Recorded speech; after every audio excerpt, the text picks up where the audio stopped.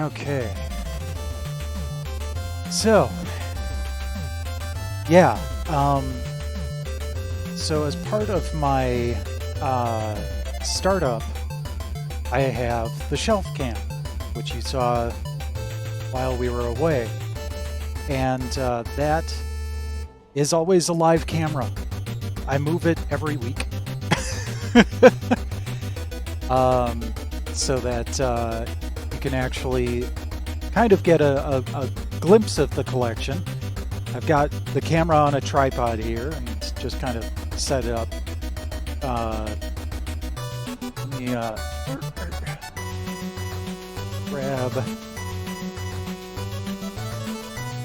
this here. Let's see here. Do I have Twitch installed on my phone? Yes. This will make it a lot easier to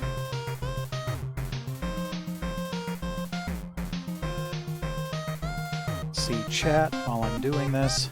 Okay, there we go. Yeah, so we might as well start there. Yep, that is definitely Raiden. That Infamous so kindly purchased for me. And that's the arcade game, the Jaguar version of the arcade game. I'm going to come back to this particular shelf. We'll just kind of go in order. So, let's adjust the camera here. We're going to start actually up above the top here. I've got a Virtual Boy,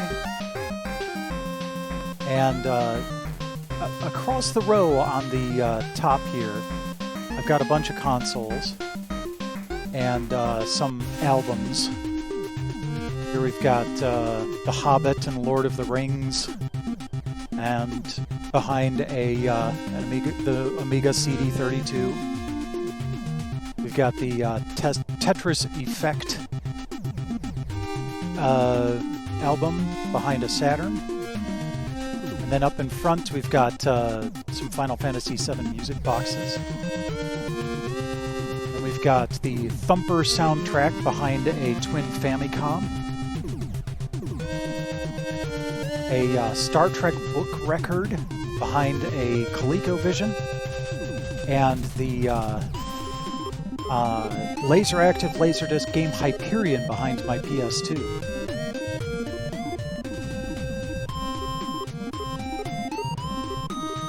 So that's the quick part.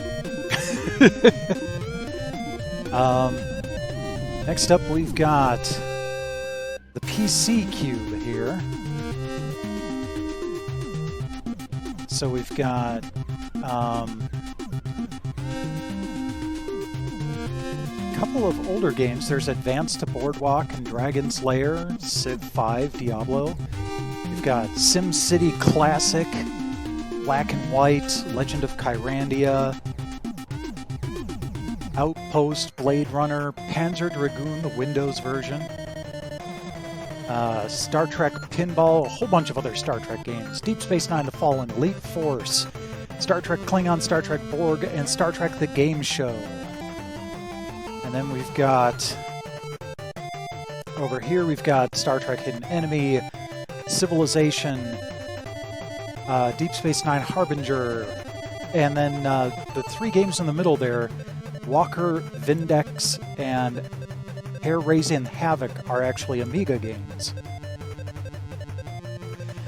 And we've got Final Fantasy XI, Sins of a Solar Empire, Bioshock, and, oh, what's that one? Hellgate London. I got the Raptor Call of the Shadows sticker from Scott Host, who's working on a new version of the game. And we've got the Eliminator, the Gravis Eliminator Gamepad Pro behind a Steam controller. And then we've got some critical stuff for PC gaming here. We've got a Steam Link a USB floppy drive and a USB DVD drive.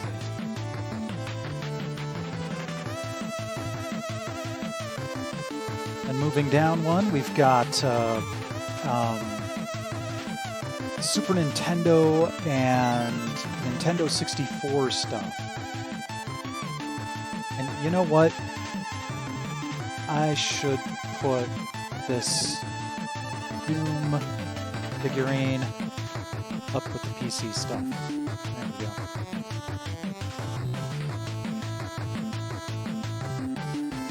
Oh, you know better than that, Infamous. You know I've barely started. So we've got a bunch of Super Nintendo, a couple of Super Famicom items. Got the Super Nintendo mouse, a Chrono Cross clock, which, yeah, that's not Super Nintendo, but fight me. Then we've got a couple stacks of Nintendo 64 games. I really do want to get some of those labels that go on the top here, so it's a little easier to go through the collection. We've got a couple of boxed Super Nintendo games. This is Fork Parker's Crunch Out, which is a newer retro game made by Mega Cat. And then we've got the Romancing Saga 2, and Romancing Saga 3 for the Super Famicom. All three of those I bought at the same place for $15 a piece. Complete in box. That's kind of weird, and that was like one of 3 places at MGC that had the same deal. Or might not have been MGC, it might have been a different game conference that I went to, but it was still kind of weird. No, that was actually within the last year. Then we've got the Super Nintendo Mini here, among the rest of it. So this is a good time to also bring up that I have more Super Nintendo games than what you see here. But I really don't have enough room, even in my main shelving area, for all of it. So I actually have, I wonder how far I can get here. I actually have a whole bunch more stuff here on another set of shelves. Yeah.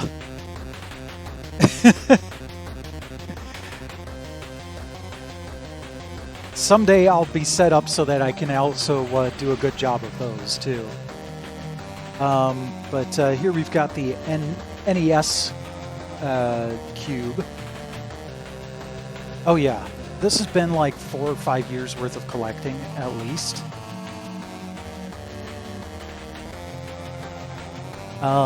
So we've got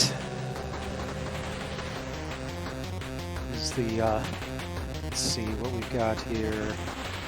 I'm actually able to put the tripod down for a moment, which is nice.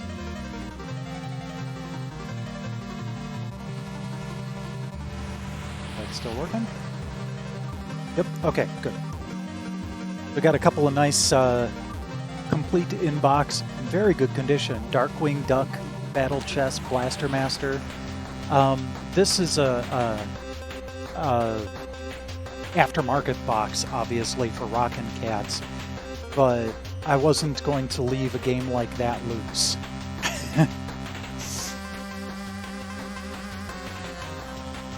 Oh, I wouldn't go that far. We've got some interesting NES games.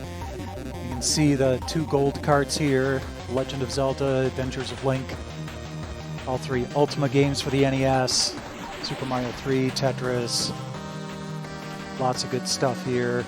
Another stack over here. And we've got a bunch of Famicom games. I've got Super Mario Brothers, Super Mario USA, which is the re-release of Super Mario Bros. 2 for the Japanese market. Not the Japanese Super Mario Bros. 2. Load Runner. Golf. And Somari the Adventure, which is kind of a bootleg thing where it's like Sonic but with Mario.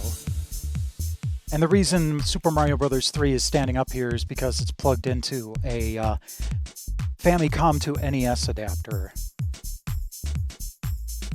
Then we've got Batman for the Famicom. This one's actually still in its box.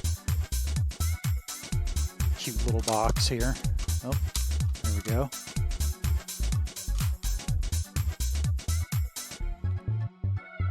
Let's see here. Is that... Oh, weird. I guess it goes in that way. There we go. I guess if I had a manual for it, it would go on this side, but... This Where in the World is Carmen Sandiego box is so large because it actually comes with a desk almanac that all of the facts that you might need to know are actually in that desk almanac along with the game. And I got this whole thing complete for like 15, 20 bucks, something like that. Yeah, a little bit like the Genesis boxes. Then we've got, this is the actual Super Mario Bros. 2 that released in Japan for the Famicom Disk System. Got a number of Famicom Disk games since I picked up the Twin Famicom. Got Super Mario 2, Super Mario Golf, Volleyball. I can't remember what this one is. This is Metroid. And some sort of pool RPG. And I can't remember what this one is either. It's another reason I'm glad for emulation is I can find English patches for some of those RPG-ish things. And then we've got the NES Mini and the Super Mario Brothers and Legend of Zelda Game & Watch releases that recently came out. And then this, I accidentally bought this thinking that this was what I needed to play Famicom games on the NES, but it's actually the opposite. This is something that allows you to play NES games on the Famicom. So I'm going to have to mess with that at some point, just for the shits and giggles, plug this into my Twin Famicom.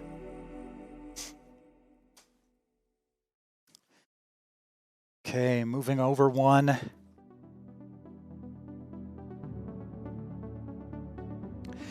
Now, this one is a little bit slimmed down from what it was just the other day because I moved some of the handheld stuff.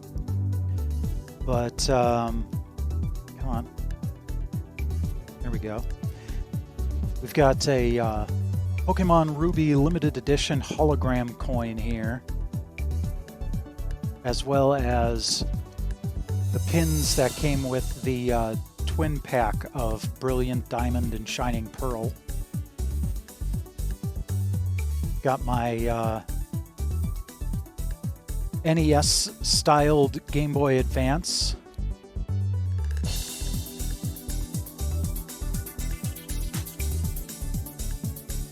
And the Metroid-themed 3DS. And the Game Boy-themed Game Boy. And then you'll notice that a lot of the games I've got on display here are just Pokemon games. This is a complete Ruby and That is a Complete Fire Red back there. The Complete Fire Red goes for like $400 now. I picked it up for $30 when it was new at Walmart. It's just kind of wild how that stuff has... Pokemon specifically has just rocketed in price. And then we've got a couple of Switch cases here. Got Blaster Master Enemy Below for the Game Boy. Got Metroid Fusion. Couple of stacks of Game Boy and Game Boy Color cartridges. This is actually complete in box as well. My old Nintendo DS Lite. We've got the only amiibo I own, purchased for a video. And we've got the two Pokemon kind of step counter Tamagotchi things here. And then way up in the back, we've got the Game Genie for the Game Boy and the Game Genie for the Game Boy. Or Game Shark for the Game Boy. Excuse me. Excuse me, princess.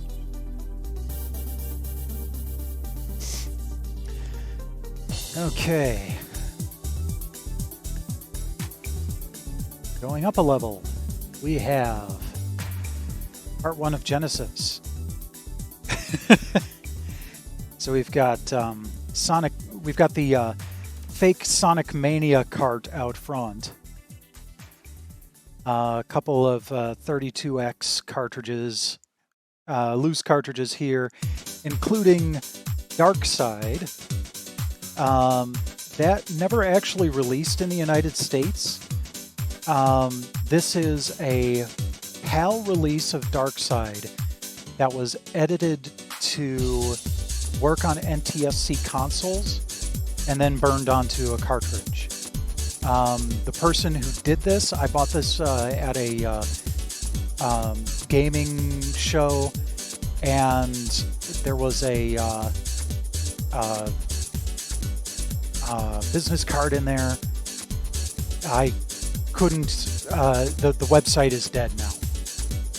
So that's unfortunate. But got a couple of 32X games still in box there. Yeah, and I was getting all of these in preparation for the Polymega, because the Polymega handles 32X stuff. There's the Nomad with the Game Genie plugged in. That doesn't actually work with the Nomad, but I had to put it somewhere. I used that Nomad to play Buck Rogers' Countdown to Doomsday when I streamed it.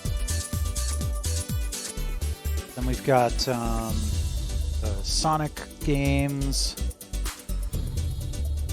Couple more cartridges in box, and then these are actually all Game Gear titles hiding behind the loose Genesis cartridges. We'll just continue on to the next one over here. We've got more Genesis cartridges, more Game Gear cartridges. We've got the Game Gear itself, as well as the Genesis Mini, and a bunch more perfectly preserved Sega Genesis games.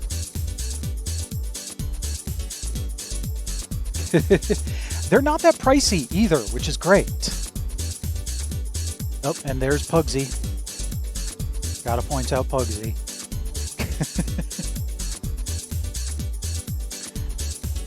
Going up from here, we've got the GameCube and Wii stuff. Along with a Switch controller holder thingy. Got a couple of loose games here. Pokemon XD, Super Mario Sunshine, and F-Zero GX I found somewhat recently, so I was pleased to see that. Got a couple of gems in my collection, and not just the Sonic Gems collection. These multi-game demo discs are going for like $50 a piece now. It's really weird and really annoying for someone who wants to collect demo discs. But then we've got the GameCube preview disc, which, if I remember correctly, oops, come to the camera here, has, let's see, right.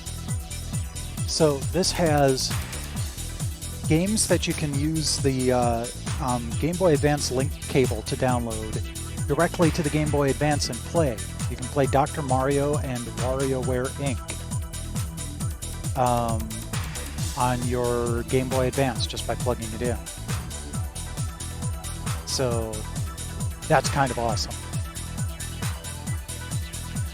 And then next to that, we've got the Ocarina of Time remake, along with Master Quest. The SD Media Launcher came with this. It's a memory card adapter for the GameCube, and that lets you actually run homebrew on it, among other things. And that also makes it so that I don't have to pay $70 for the Game Boy Player disc, because there's a homebrew version of the Game Boy Player software. So that's kind of nice. Rebel Strike demo. The reason I got that is that that includes the original Star Wars arcade game. You know, the one with the vector-based graphics where you're in the X-Wing doing a Death Star run. You'll see that there are two Pokemon Coliseum items here. One is actually Pokemon Coliseum. The other is a demo disc that for Pokemon Coliseum that allows you to download is it Jirachi, I think, to your Game Boy Advance. And it was kind of funny. I was talking to someone about that recently, and he's like, never trade that Jirachi away. Apparently it's kind of a holy grail as far as Pokemon collectors are concerned. And then I've got a couple of other things. Metroid Prime, Crystal Chronicles is a lot of fun. Sonic Adventure 2, Tales of Symphonia, which I've never played yet. And then we've got the Wii and a couple of Wii games over here. And that's it for the GameCube section.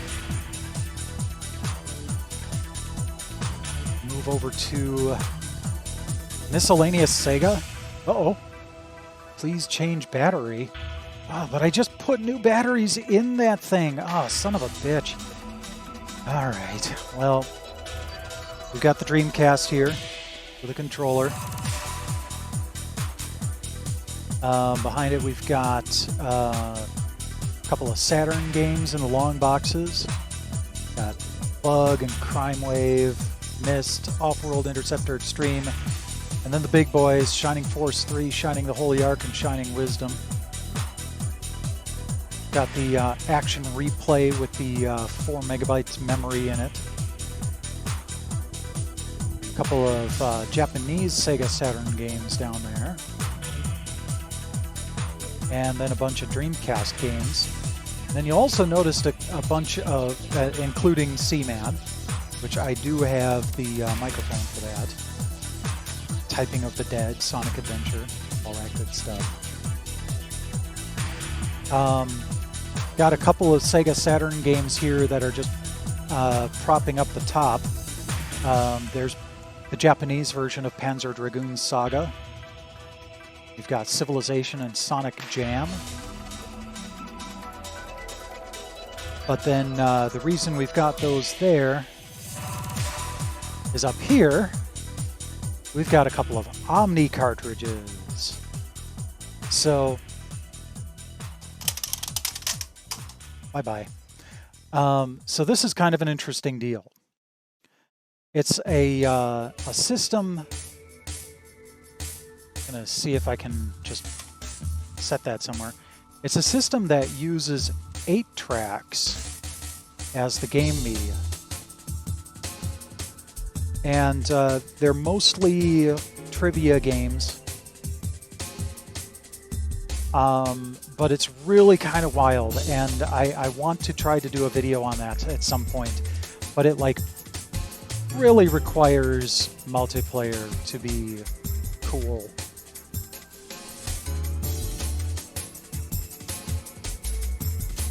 But I wanted to include that in my shelf. The actual Omni is on that other shelf in the dining room from earlier. We're going to move down here. And now we've got where we started tonight. We've got the Jaguar and the Jaguar controller. This Jaguar I got for free. I was at Game Trade, and someone came in to trade it in, and they tested it out, and it didn't work very well. The RF port on the back was fussy, and it's got some gunk inside of it too. But this AV port right here works perfectly fine, and that lets me do S-video out from the Jaguar. So, I mean, I would have done that anyway. So, win-win. The guy brought it in, they tested it, they said they couldn't take it. And so I'm like, oh, I'll take it off your hands, expecting to haggle, and he just handed it to me. So I kind of lucked out there. Got a couple of Jaguar Cd games here, even though I don't have a Jaguar Cd, just because they were there and weird and rare. So I wanted to grab them because I didn't know if I'd ever have the chance. And, you know, you never know if the Polymega might end up supporting the Jag CD at some point. So if they do, I've got Mist, Space Ace, and Blue Lightning all ready to go. And then I think I've also got a demo disc somewhere for the Jag CD. What's funny is that's like 30% of the library right there. Like 11 games came out for the Jaguar CD. I've also got a bunch of... so these are Neo Geo Cd games. We've got a couple of TurboGrafx CD games going through here. And then we've got one of 5 SuperGrafx games, Battle Ace. I wanted to have at least one of these on hand for the Polymega, because the Polymega supports SuperGrafx as well. But it's another one of those things that's just kind of weird because, yeah, only like 5 or 6 games released that specifically support the SuperGrafx. And that was like $12. Got a bunch of TurboGrafx games here, some in their cases. Got a couple loose ones here. This over here is another CD. It says it's a 3-in-1 collection. It's got Gate of Thunder, Bonk's Adventure, and one other game I can't remember offhand.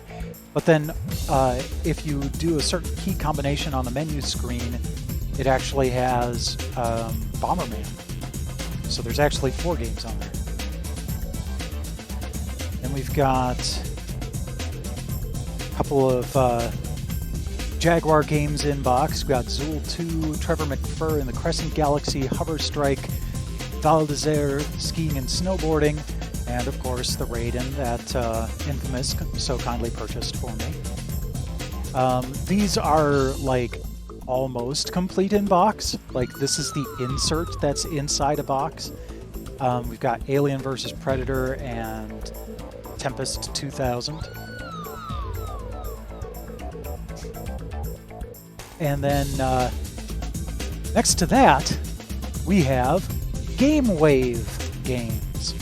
So these are games for a really weird, failed DVD-based system called the GameWave that I'm actually planning to do a video on in the near future. I picked it up complete in box for $50, like the system. All of these are well, almost all of these are unwrapped. But some of these sound interesting, like multiplayer Sudoku. A game that, well, now that I think on it, is very similar to, let's see here. So this is a multiplayer kind of word search game. This one is kind of a combination of Yahtzee and Mastermind. So they've got some interesting items here. I'm really looking forward to trying these out. But they're also very multiplayer focused, so I'm actually planning to bring the GameWave up with me when I visit my sister, and we'll play those. And then next to that is another game for a system I do not own, but I had to grab it because it's weird and rare. This is Ballistic for the Nuon. The Nuon was not so much a system as a sort of standard. Like, they could make a DVD player compatible with Nuon software. There were only like 2 or 3 games released for it. But I saw this recently and I'm like, when the hell am I ever going to have the chance to pick up a Nuon game? I don't think I'll ever actually grab a Nuon unless I find it dirt cheap like the GameWave. But it was still kind of an interesting find. Alright, I'm going to have to detach the camera from the tripod for this next one here.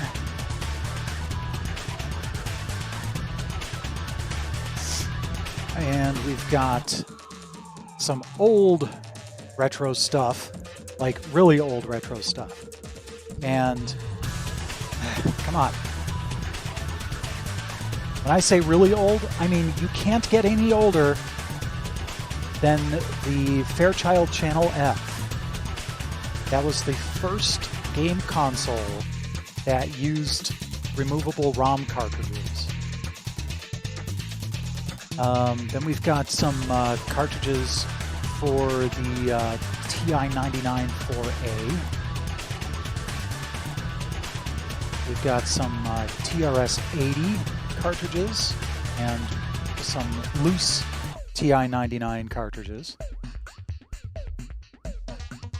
That program pack is for the TRS-80. And then we've got a bunch of ColecoVision cartridges here. And then we go down one more level, and we've got the Xbox.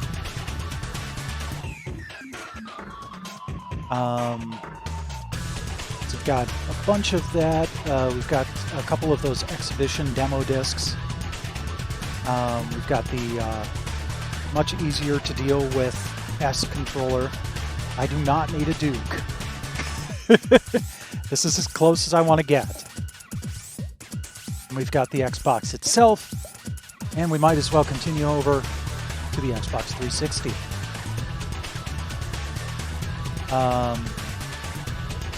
We've got the Xbox 360 controller and a wallet of games that a friend gave me. A bunch of these were also given to me by the same friend. Then we've also got Sneak King, Pocket Bike Racer, and Big Bumpin', which were the three Burger King released games. Those actually work on both the Xbox 360 and the original Xbox, but the cases look like Xbox 360, so I've got them here. And then we also have Thierry coming over to see what's up and nuzzling the camera.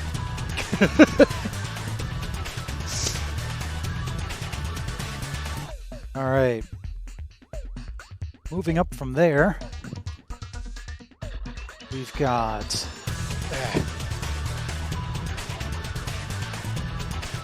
some more 8-bit stuff.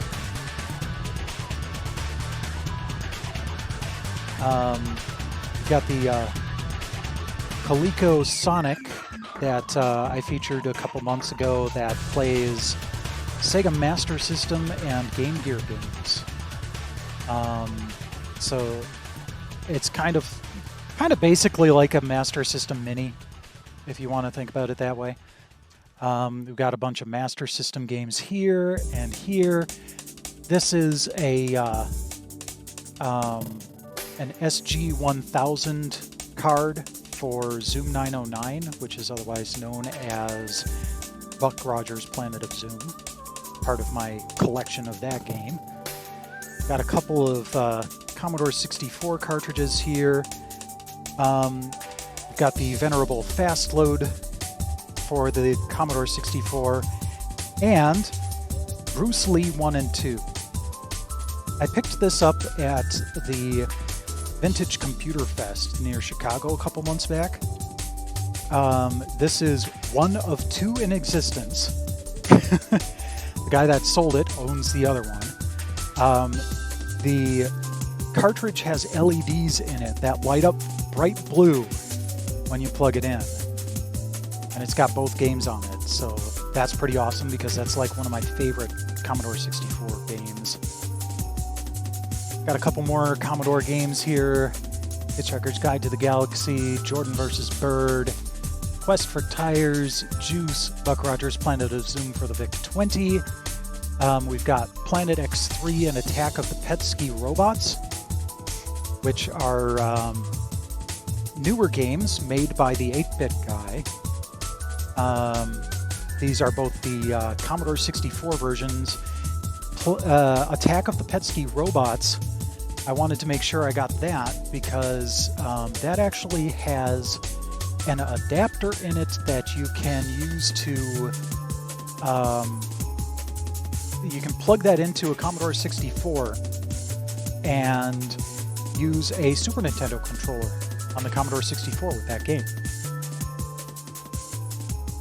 And then right next to it, we've got the Powerbase Mini, which is a an adapter that allows you to plug in Master System games into a Genesis console, but it's like cartridge-sized rather than the big Powerbase thing that you might be familiar with. And then Kickback and Jumbo Jet Pilot are actually Atari 8-bit computer titles for the 400 or 800. We are maybe about halfway done. This may go over a little bit tonight, but we'll see how long that takes, because you know, some of it might go a little bit faster than others. We've got, trying to get this back on the tripod here. So next one up, we've got a bunch of PlayStation stuff.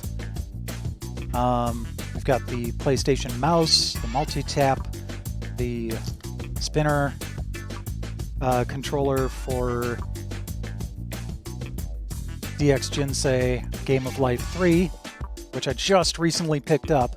Found this at Start Over. And yes, I did have to look at my chest to to remind myself, because I'm wearing one of their shirts. The only thing stopping me from trying all of this stuff out right now is I still don't have a way to play Japanese Genesis games on true hardware. So I'll need to try to figure that out at some point. But we've got a bunch of PlayStation games here. All of my Japanese titles here. We've got Sai Jumbo, which is Devil Dice. Pocket Moo Moo, which is a bunch of Pocket Station minigames. Civilization, enough said. Ace Combat 3 in Japanese was a much bigger game. It was actually 2 discs, and the American version was only 1 disc. And I actually referred to it in one of my recent Polymega videos that there is an English translation patch for that. This is the original Sai, which is, again, Devil Dice, Starfighter 3000, and Starblade Alpha. And we've got more PlayStation stuff right above it. Got the PlayStation itself, with a couple of pocket stations flanking it, and a Game Shark plugged in.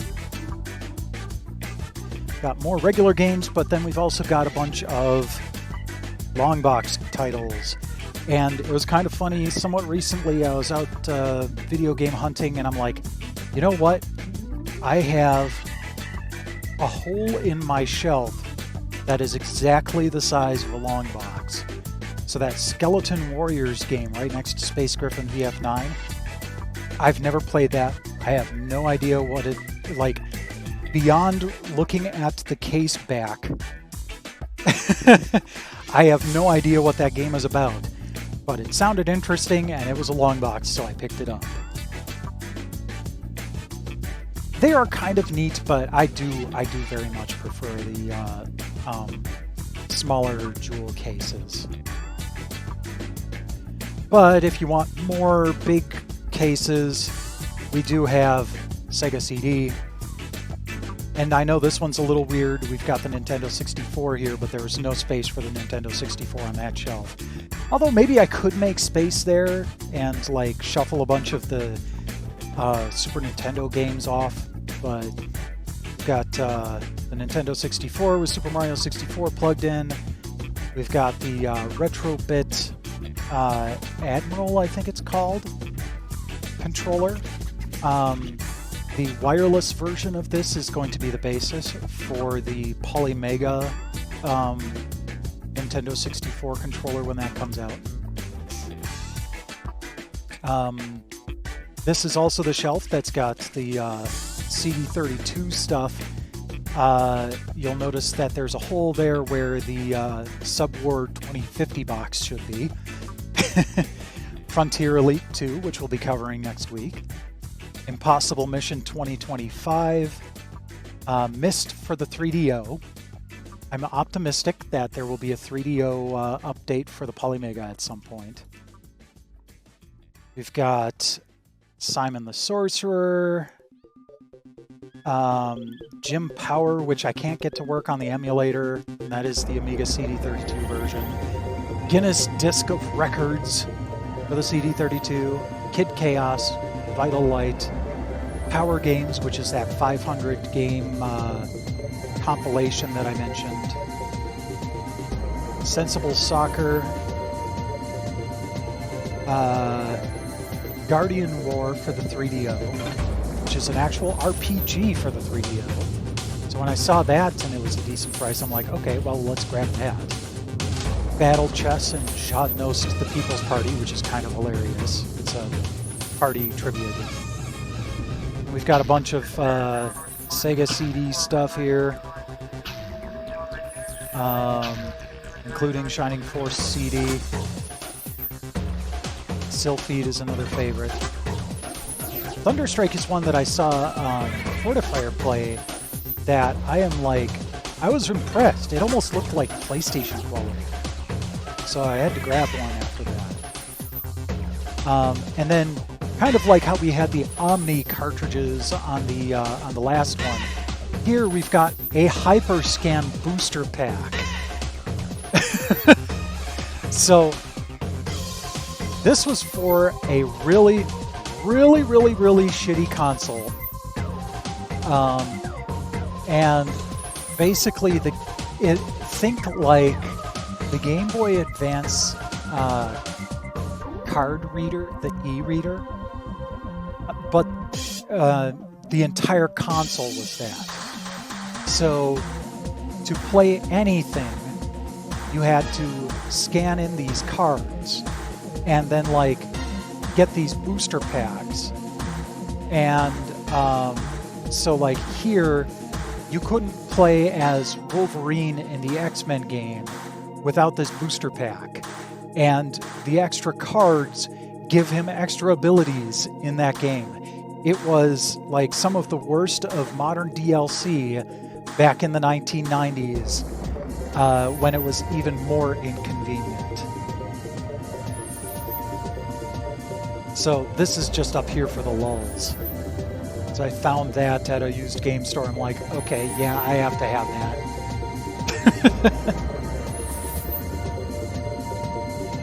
Next one over, we've got PlayStation 3 stuff. So I've got a bunch of games there. This is the camera stand for Eye of Judgment, which was a kind of a Yu-Gi-Oh-ish card game that came out for the PS3. Got a couple of demo discs over here. We've got a DLC code for MAG, the beta access code for MAG. I loved that game. Yep, Borderlands, right there. I've got the Handsome Collection on the PS4 also, but that was where I got started. Another fun bit, I've got, before we move to that, I've got the memory card adapter for the PS3, which is nice. And then we've got the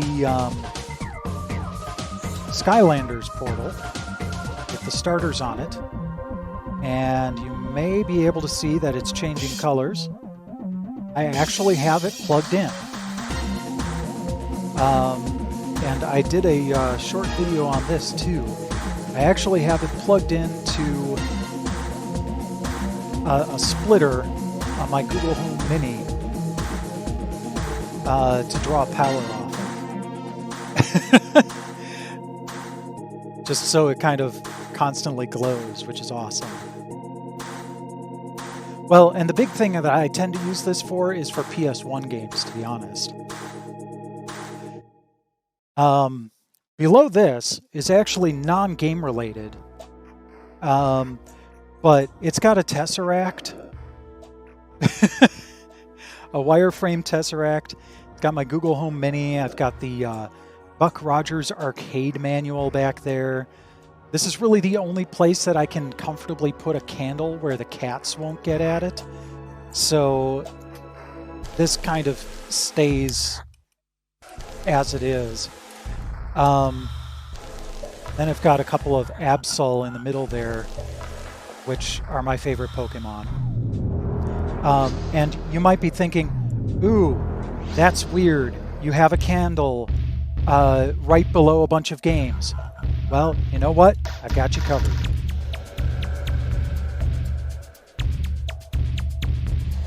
I've got a bunch of aluminum foil suspended below it, so any heat or smoke is channeled forward, so it won't harm the games.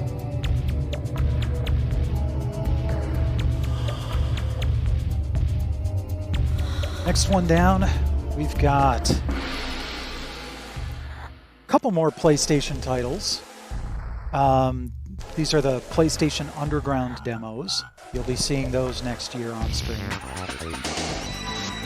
But then we've got Vita and PSP titles.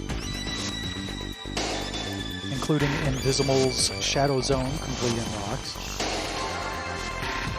I got 2 PSPs. One is kind of broken. No, they're both kind of broken in their own ways. The PlayStation Classic, PS TV, and the Vita itself.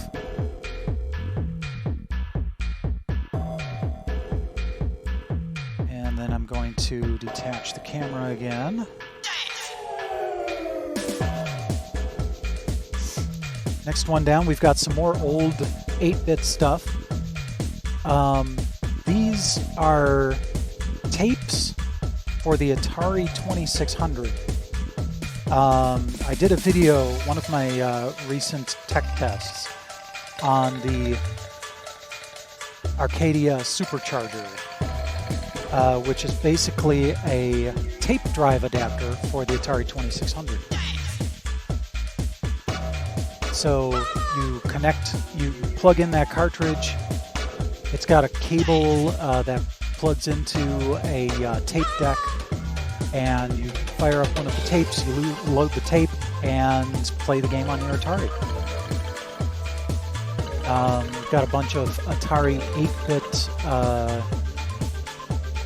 cartridge games here, including, again, Buck Rogers' Planet of Zoo.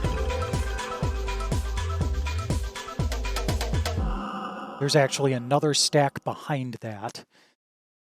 Got a couple of XE and Atari games complete in box.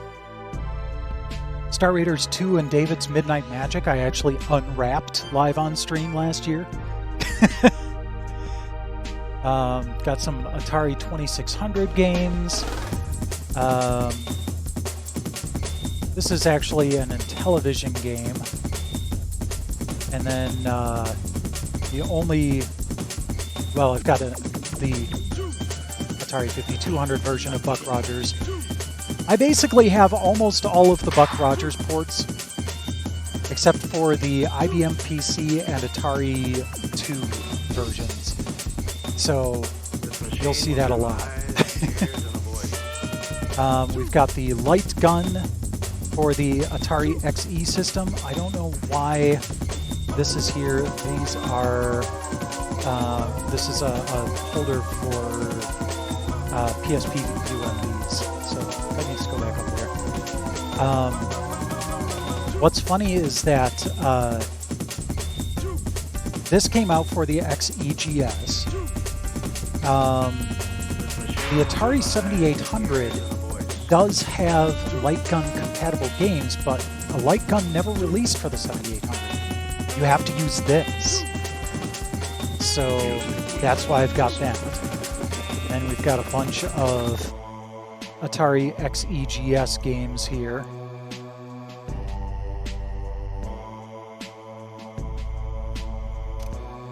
I'm thinking of completing that collection at some point. It's only 29 cartridges, so I'm like more than halfway there already. Speaking of complete collections, there is the complete collection of Odyssey 2 games, including Power Lords, which is the most expensive one of the bunch. That one ran me about $280. Oddly enough, was not the last one that I found. A lot of these are loose. There's a couple more games behind here that are important. Conquest of the World, Wall Street, Fortune Hunt, and The Quest for the Ring. You will be seeing those soon, and Infamous, you have already seen one of those. They are hybrid board and console games. Those are what I had in mind, partially what I had in mind when I started my board games series. I will be rounding out that series this year with those games, so stay tuned for that. Submarine God Mode, yeah. Next one over, I am going to briefly show this one here. This cube down at the bottom has printer, but then it's also got this laptop here, which was my old daily driver. Like this laptop I've had for like 10 years. It is currently a file server. I use it for streaming, less intensive Steam games and stuff like that. So it's actually really handy to have something like this, and because I have so much gameplay footage that I want to have available, I have it connected to this lovely deal here. It's a USB enclosure for hard drives, and it's loaded down with about, I want to say, 14 terabytes of storage. So that's kind of fun. Up from there, we've got another full collection. Got the 7800, the Atari 7800, complete with Ninja Golf and Ricky and Vicky, which is a homebrew game, but it's really fun. No, I'm not mining with this. The controller for the Atari 7800 that came out in the UK, or in the European regions, is really, really nice. It's this lovely, normal sort of shape, striking black and red. It's got this neat little screw-in thumbstick thing. The American controller is a pain in the ass. We may see that in a bit. But yep, this is a full collection, including what you see under Super Skateboarding there is Tank Command. That one ran me about $500, or $450. Fortunately, Fortifier pitched in half on that, so I could finally finish the collection. So thanks again to him for that. Moving up from there, we've got PlayStation 2 stuff. So up front, we've got a whole bunch of like compilations, and then a couple of out-of-region games. So retro there. I played that a couple months ago. That is actually what is meant on Twitch when you use the retro category. That is the game you're supposed to be playing. And then the Japanese one there, that's actually Fantavision for the Japanese PlayStation, which apparently has a completely different soundtrack from the American version. Got a couple of DualShock 4s here. More PlayStation 2 stuff, including the Shining Force games, Shining Force Exa, Shining Force Neo, and Shining Tears. And behind these, we've got Wild Arms games, which I have that full collection as well. I don't have Xenosaga Chapter 3, but I don't care $200 worth about Xenosaga. Moving up, we've got more PlayStation 2, including all the Final Fantasy XI stuff. Some promotional Wild Arms 3 postcards. More PlayStation 2 stuff, including the full Dot Hack series, Breath of Fire Dragon Quarter. This PlayStation Underground disc wallet here, I actually have with stuff that I'd want to take with me when I travel. So it's got a couple of PlayStation 1, PlayStation 4. It's got all of my PlayStation 4 discs in it,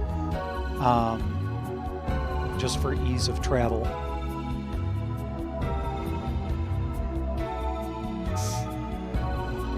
Oh yeah, I've got a huge PS2 library, and there's more on the top floor here.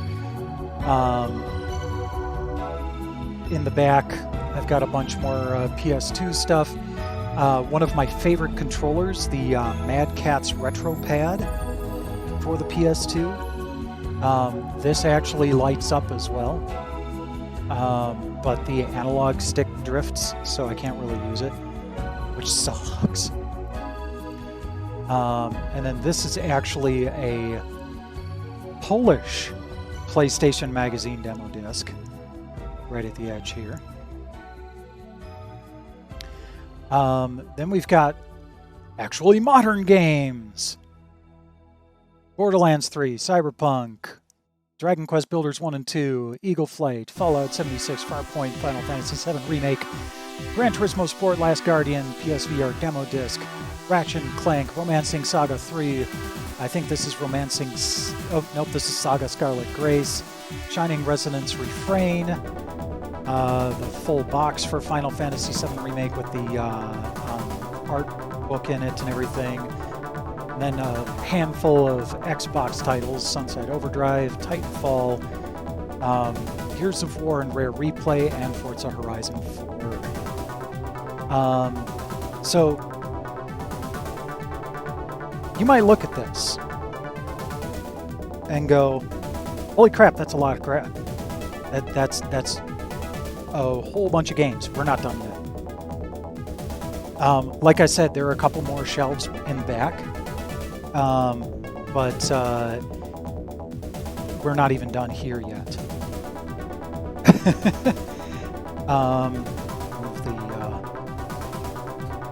So one thing that I also wanted to kind of show off was my entertainment section. Got a nice 65-inch 4K screen there. Yes, and Infamous helped organize this, which I'm only slightly regretting. It looks fantastic, but it's really difficult if I ever wanted to move anything around again. Because you've made it so tightly compacted. We've got the Polymega here, and this is a recent experiment. It's a USB kind of dongle hub with a bunch of 8-bit DOE adapters to play multiplayer on the Polymega. And we've got the Evercade Versus Founders Edition and the Switch Regular Edition. Got the Odyssey 2 with the voice module. The Atari XEGS, complete with keyboard. The Pioneer Laser Active, complete with stuff on top. PlayStation 5, and all of my HDMI splitters and stuff. PSVR Breakout. The Xbox Series X. PS3, and the Commodore 64 Maxi. And we're still not done yet. Come on. Come on, cables. Work with me here.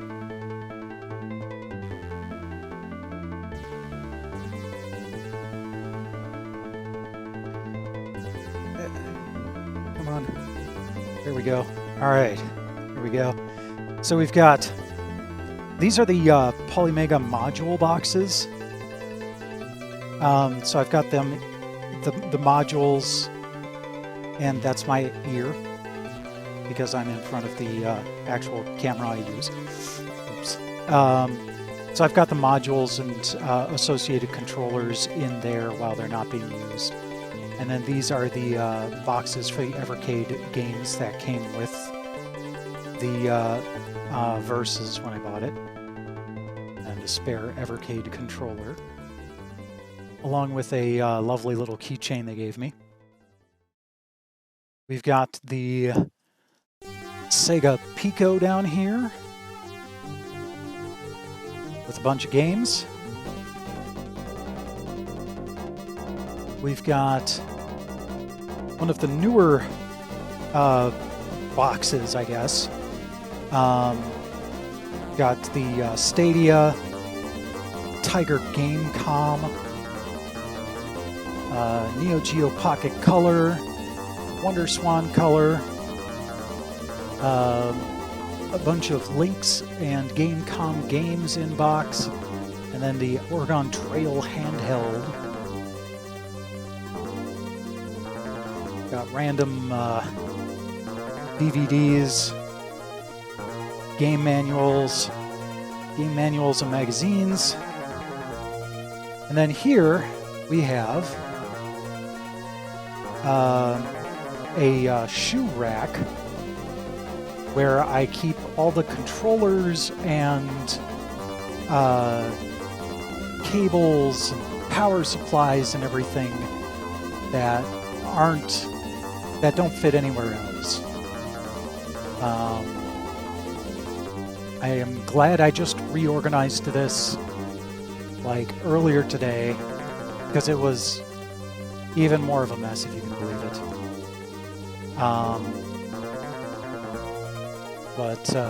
Yeah, so that's kind of where I keep a lot of my cables. There's actually a bunch more inside the closet behind this, but this is also one of the favorite places for the cats to rest on top of. They like to nap up there because it's a lovely little perch. But yeah, so that is basically everything that I've got available. Like I said, there are a couple more shelves that I just can't get to with the wires I have in place. But maybe by the time I set up another option for this. Oh crap! I didn't have any music going on in the background for this. Oops. But yeah, maybe by the time I do this again, I'll have some more. I'll be able to get back there and show off everything. And even then, I still have stuff in closets that I just don't have the room for. What you've seen is most of my living room. So there's a lot here, and it's always being rearranged and everything as my collection grows. But everything I have here, I have either played or intend to play. I don't collect for the sake of collecting. Outside of a couple of weird situations, but I'm not the, ooh, I'm going to purchase this at a low price and sell it for a fortune online because it's worth so much. If that were the case, I wouldn't still have Pokemon Fire Red complete in box over there. So yeah. Thank you, Infamous, for saving up all those points to redeem the shelf tour. I've been kind of looking forward to doing that. I'm definitely going to be putting this up on YouTube, so because the DOS Nerd has been wanting to see it again somewhat recently, so he'll be able to enjoy it too.